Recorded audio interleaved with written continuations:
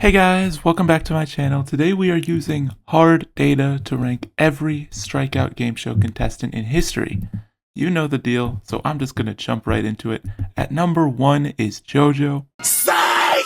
I'm just kidding, everyone. I don't become the best until I get my wins on seasons 19, 23, 25, and 48. But for now, hi! I recently published a very cool video where I rank all the Total Drama Minecraft competitors, and after some self-reflection from no outside forces, I decided to do it again with Strikeout. And also, right off the bat, thank you to everyone who watched that video. And the comments? Hello? People commenting on my channel?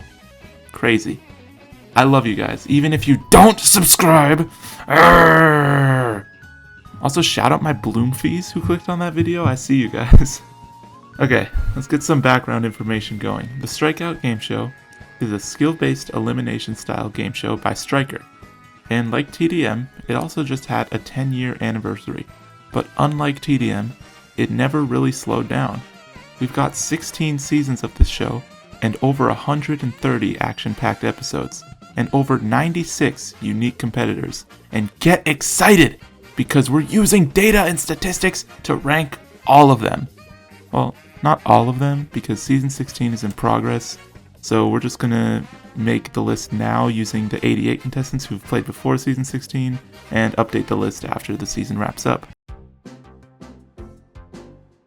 How did I do this? The question of who is the best strikeout player of all time is just a bit obvious. You can just see who wins the most, who survived the most, or whatever your metric is. So I decided to take a different approach, and I turned the question into who can reliably win strikeout. To break this down even further, I examined exactly what specific skills it takes to do well in strikeout, and calculated scores for everyone in those skills, and then found out who had the best scores overall. Before we go further, I gotta shout out TBM from the strikeout community and his amazing spreadsheet that has all strikeout statistics up to date, as well as other fun details like challenge descriptions. Bro has been doing all of this for years. What a legend. Our first statistic we will use makes a grand return from the TDM video. It's the elim survival percentage. It turns your placement into a score from 0 to 1, with 1 being a win and 0 being last place, and averages across seasons. To win strikeout, you gotta make it to the end, and this number tells us how far people make it. Next up, I categorized every single strikeout challenge based on what skills it tests. I either rewatched, used my fan memory, or consulted the TBM spreadsheet to put each challenge into 1 or 2 of 4 groups. These groups are movement, combat, survival, and tactical. It's pretty self-explanatory. Movement is like races, combat is when you kill each other, survival is when you go to an offside world, and tactical is when there's something else at play besides skill, so you need to strategize. There are some examples up here, and there are also cases where a challenge is in 2 categories. For example, the build battle from season 13 is both movement and combat based. And once every game was categorized, I found out how many of each category was in a typical season and calculated a weighted average based on skill importance.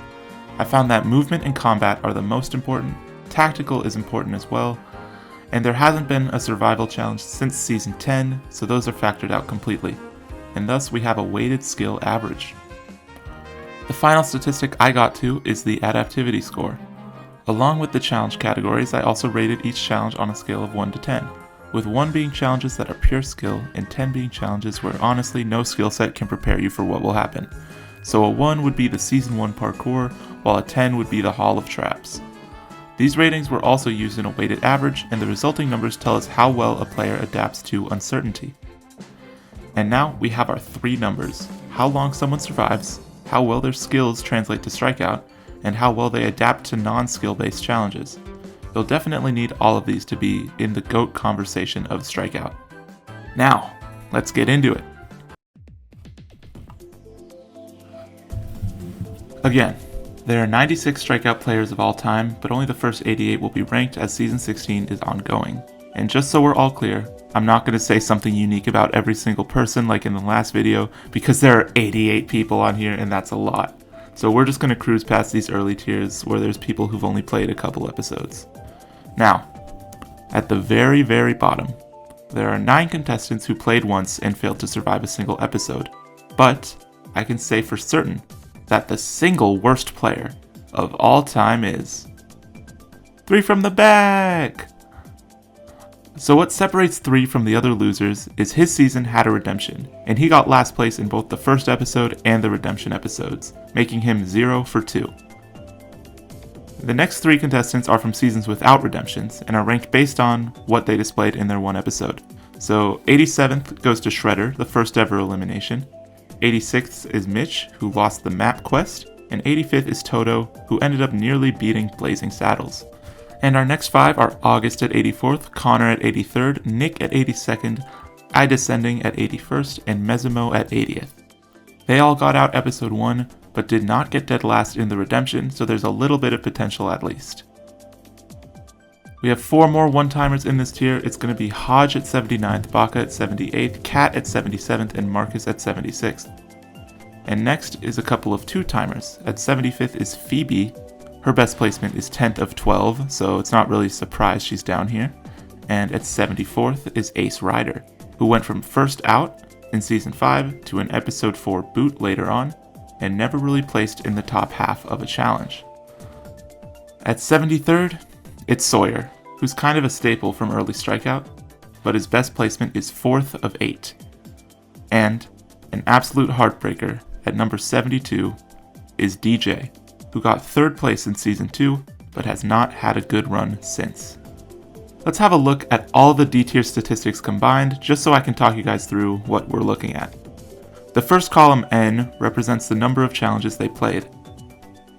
Then it's the season average stat in red, the weighted challenge average in pink, and the adaptivity score in yellow, along with their rank in that stat among the entire cast. Then we've got the sum of their ranks as its own rank in lime green, and next to that it's the same ranking, but only counting people who have played at least 10 challenges. This is way more important than the first ranking, because as sample size increases, data becomes more reliable. Then finally, we can see how well they all did in each challenge category which was used for the weighted average statistic.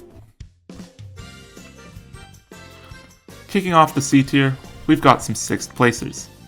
At 71 is AJ McCracken, and joint 69th is Baseball Drew and me! But I'm in my new whip, same old attitude, but I'm on that new shit. They say they gon' ride me, see me never do shit, cause they know that's the reason they gon' end up on the news clip. Audemars on my wrist, bust down, we poppin' bottles like I scored a winning touchdown. Oh yeah! Not D tier. Hey D tier, catch this. Ha! Tuh, baby, spit on that D tier. And you people can't say nothing about where I am because the stats say I belong right here at number 69. And I did tie myself with Drew even though I got carried a little bit, but honestly, given what happened in season 16, I'm the one pitying him by having him up here with me. Now, this tier has a lot more one-timers, and we can talk more about them at the end, but we're just going to rip through them for now. 68th is Carvedy, 67th is Breakfast, 66th is Ben, 65th is Dusky, 64th is Merlin, 63rd is Commando, 62nd is Mumbo, 61st is Capricorn, 60th is Error, 59th is Diewads, 58th is Marcus 2, 57th is Ham, 56th is Dead Yet, 55th is Shead, 54th is Crash, 53rd is Presto, 52nd is Gum, 51st is Llama, and 50th is CJMHD. Whew. Making it into the C tier for the second time in channel history is Finn at 49th, with 2 very different performances, and the 2-time 6th placer, Fudge Key, rounds off this massive tier at 58th. We can learn some things by looking at all of the numbers at once. To start, Dead Yet, Ham, Marcus 2, and Capricorn are all incredibly boosted in the raw stats, because they performed well in early challenges but did not last that long. Dead Yet lands in the top 10 of adaptiveness thanks to winning its Raining Anvils, a very adaptive challenge. We can see that Finn is a movement machine, getting 2nd rank overall, but being mid at other things gives him a weighted average of 29th. And the best combat players on the list are Capricorn with a strong placement in Slapstick, and Crash, who did well in basic challenges like Spleef and PvP. Okay, we got a lot of one-timers out of the way. Maybe we can slow it down from here. Psych! 47th is Kiwi, 46th is OCJ, 45th is Zinni, 44th is Lemon, 43 is Remote, 42nd is Tyler, 41st is CJ, joint 39th is Stigo and Cosmic, 38th is Duck, 37th is Cliptree, 36th is Riley, and 35th is UCF Tyler. Okay, we can finally take a pause right here. We can notice that Tyler, the worst TDM player of all time, according to my video, has a strong season average, getting 3rd on Season 6. But the other stats tell us he didn't have strong challenge performances, which makes him the 2nd lowest podium finisher, only in front of DJ. OCJ is kind of the opposite of Tyler, as his 1 advantage win in 4 episodes gives him a great boost in weighted average and adaptability. I can't even lie, it's kinda Mickey, but given the sample size I'm dealing with, there aren't many fair ways to rank people. Until now, we're actually gonna start taking our time and using the data, because out of the 34 players left, 24 of them have played over 10 challenges, meaning we can be more effective with the data. At 34th, we got Kyle from early seasons with a very unfortunate screenshot, going from 2-time episode 1 boot to 2nd place, and all it took was a 2-time winner on his team. And in 33rd, it's Dan Hand Dan. Dan's rank in Striker's show is Striker's rank in Dan's show, but twice. That's crazy. He hasn't even had that great of a performance, but he's gotten 3 advantages in his career, which is more than most people. And at 32 is Robe. He was able to rise to 3rd place in his 2-season stint, but his challenge numbers just don't live up that well. And next is Infernox at 31st, who had a couple of mid-performances, but his challenge-based scores are top half. Breaking into the top 30, it's Jolts. Pretty impressive of him to claw up this high after the worst performance of all time in Season 13. In 29th is his gamer housemate, Happy Games. Kinda similar to Kyle in that he's had a bad season and a good season, and he only needs Cosby by his side to do well. Continuing the Season 13 train is Zebra at 28th and Slime Shocky at 27th. Even though Slime only got 7th by himself, he still edges out his teammate because his time on Season 15, while short, was pretty impressive. And ending out this tier at 26th is the Spanish Luigi. This guy has finished all over the board from 12th to 2nd across 5 seasons, and his challenge performances are nothing to scoff at.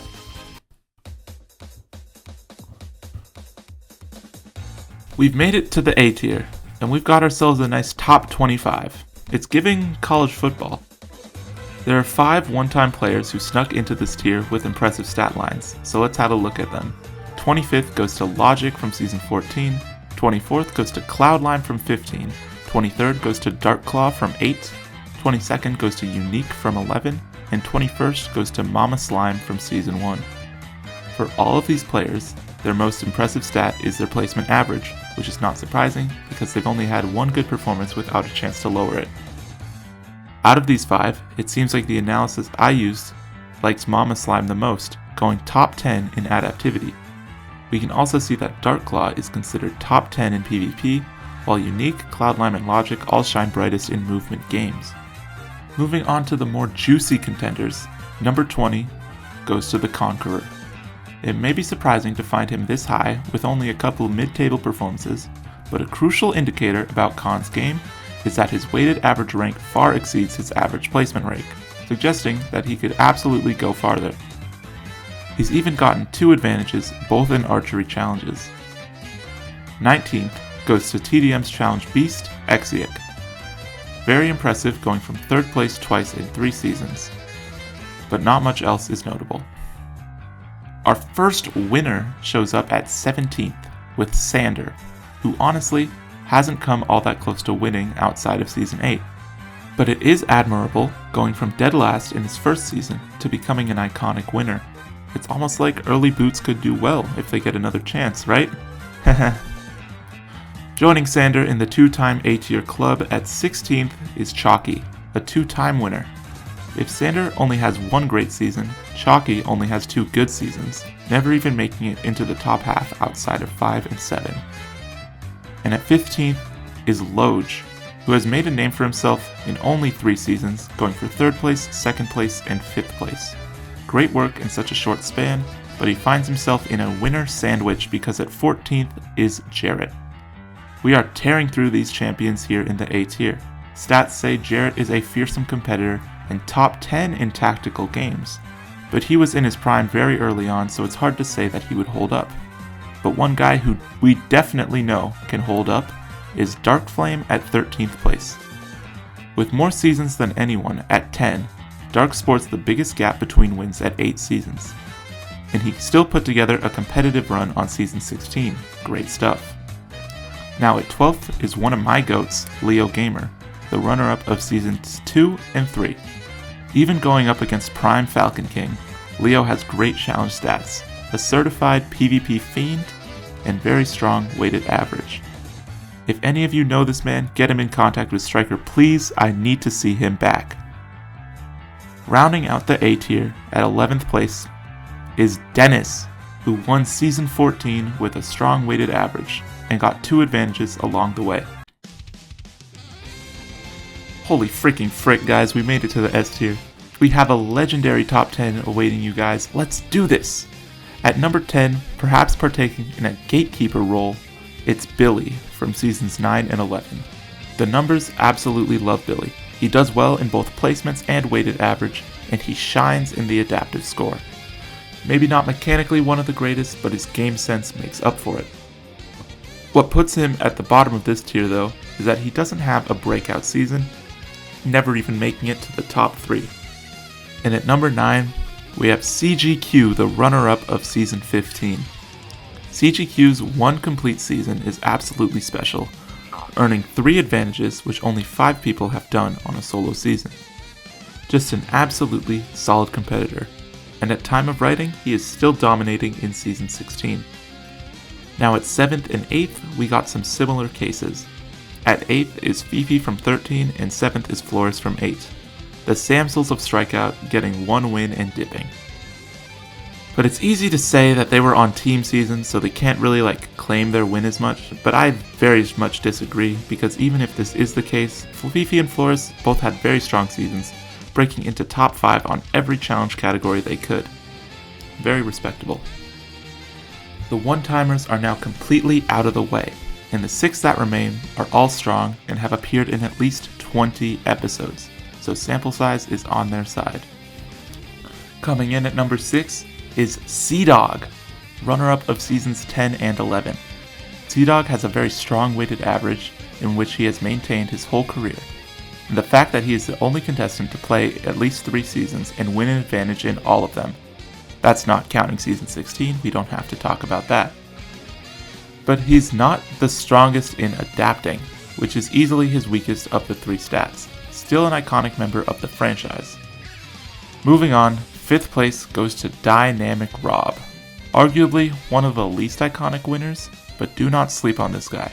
Bro got first out in one of his 4 seasons, and still managed to get top 10 in both weighted average and adaptivity. Even though he doesn't have a challenge category where he shines super bright, which I guess means he's well-rounded and he does it all. Next at 4th place is Cashby, the last non-winner on our list, but I think anyone with a pulse knows it's going to happen any season now. Cashby is a dominant force in any challenge, and he's only been eliminated in finales, challenges with new mechanics, and challenges with sick and twisted mechanics like levitation. This does hurt his adaptive score a bit, but it's still not surprising that Cashby made it this high. The top 3 exclusively consists of multi-time winners, so let's get into it. Our 3rd position goes to NetDoggy.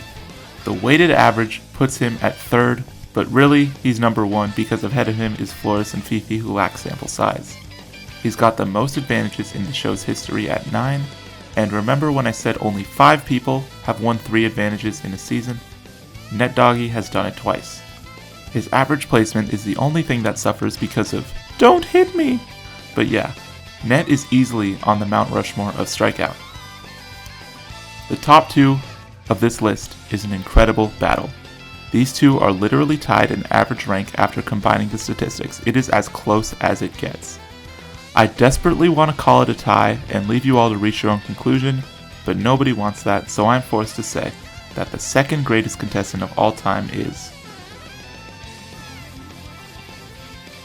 Gupta. I mean, let's talk about it. First place, second place, first place, 3 seasons in a row.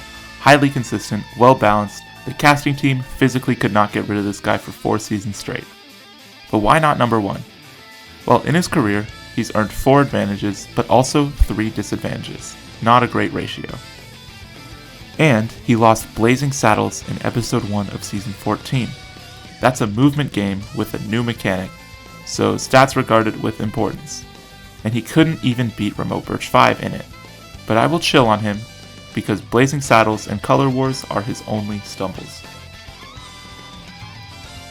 Boring winner alert! At number 1 is the 3-time strikeout champ, 5-time finalist, the Nepo baby himself, Falcon King. The TDM video had some mystery about who could be number 1, but really, there's no mystery on who the GOAT of strikeout is. Of course, it's Falcon. The first thing you learn about strikeout after watching 2 seasons is that Brian is that guy. And on top of being the GOAT, he's done more for the game show than any other prior contestant, creating the challenges from season 11 onwards. Brian is strikeout, plain and simple. That's it. Sorry this took me a while to get out. I made the TDM video early in the semester when I had all the time. I didn't think I would get this busy, but I made it out. And so did this video.